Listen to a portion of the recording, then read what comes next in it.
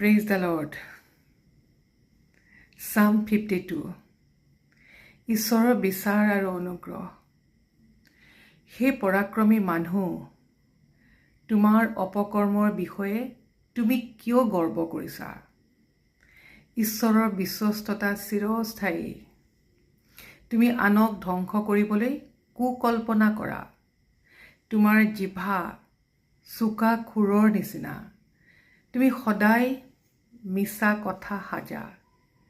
তুমি সুকৰ্মতকৈ কুকৰ্ম আৰু সত্য কথাতকৈ মিছা কথা ক'বলৈ ভাল পোৱা।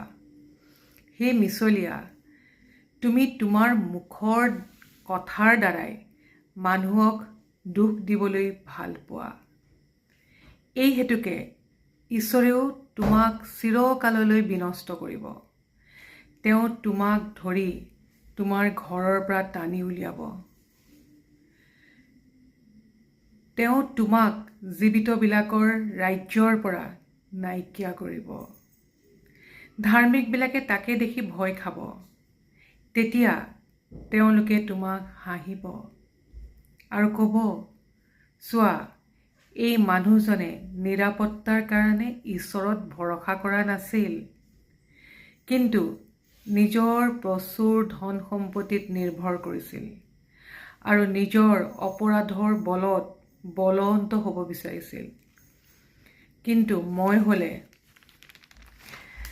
ঈশ্বৰৰ গৃহত বহা জিত গছৰ নিচিনা হৈ চিৰকাল তেওঁৰ অটল প্ৰেমত ভৰসা কৰোঁ। হে ঈশ্বৰ, তুমি কৰা কাৰ্যৰ কাৰণে মই সদায় তোমাক ধন্যবাদ দিম। তোমাৰ লোকবিলাকৰ সন্মুখত তোমাৰ নাম ঘোষণা কৰিম, কিয়নো তোমাৰ নাম মংগলময়।